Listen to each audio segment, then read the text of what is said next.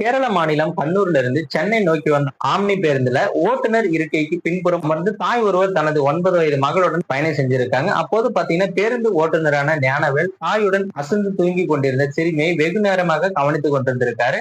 நமது சேனல்ல பாத்தீங்கன்னா தினமும் நடக்கக்கூடிய பல்வேறு விதமான குற்ற சம்பவங்களை குறித்து உடனுக்குடன் செய்திகள் பதிவேற்றம் பண்ணிட்டு வரோம். நீங்களும் இது போன்ற செய்திகளை உடனுக்குடன் தெரிஞ்சுக்கணும்னா மறக்காம நமது சேனலை சப்ஸ்கிரைப் பண்ணுங்க, பெல் ஐக்கானை கிளிக் பண்ணுங்க. அப்பதான் நம்மளுடைய வீடியோ உங்களுக்கு நோட்டிபிகேஷனா உடனுக்குடன் வந்து சேரும். சேலம் அருகே உள்ள தலைவாசல் பகுதியில் பேருந்து வந்த போது பாத்தீங்கன்னா ஓட்டுநர் ஞானவேல் என்பவர் பேருந்தை உணவு இடைவேளைக்கு நிறுத்தியிருக்காரு. சில பயணிகள் பேருந்தை விட்டு உணவருந்து சென்றிருக்காங்க. சில பயணிகள் பாத்தீங்கன்னா அந்த பேருந்துல தூங்கிட்டு இருந்திருக்காங்க. அப்போது அந்த தாயுடன் தூங்கி கொண்டிருந்த 9 வயது சிறுமியின் அருகில் சென்ற ஓட்டுநர் சிறுமியின் உள்ளாடைகளை நீக்கி தனது மொபைல்ல சிறுமியை புகைப்படமும் எடுத்திருக்காரு. இந்த செயல்களை எல்லாம் கவனித்து பேருந்தில் இருந்த சக பயணிகள் ஞானவேலை தட்டி கேட்டிருக்காங்க. தான் அவ்வாறு செய்யவில்லை என ஞானவேல் அனைவரிடத்திலும் வாக்குவாதம் செய்து பிரச்சனையும் செய்திருக்காரு.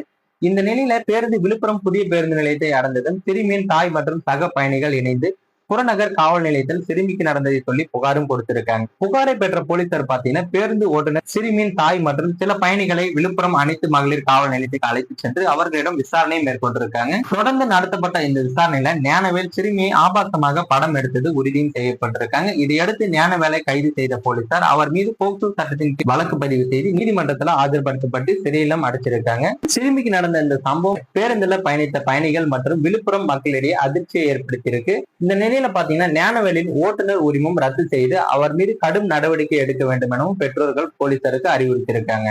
மேலும் இது போன்ற வீடியோக்களை உடனுக்குடன் காண மறக்காம நமது சேனலை சப்ஸ்கிரைப் பண்ணுங்க. வீடியோ பயனுள்ளதாக இருந்தா மற்றவங்களுக்கும் ஷேர் பண்ணுங்க.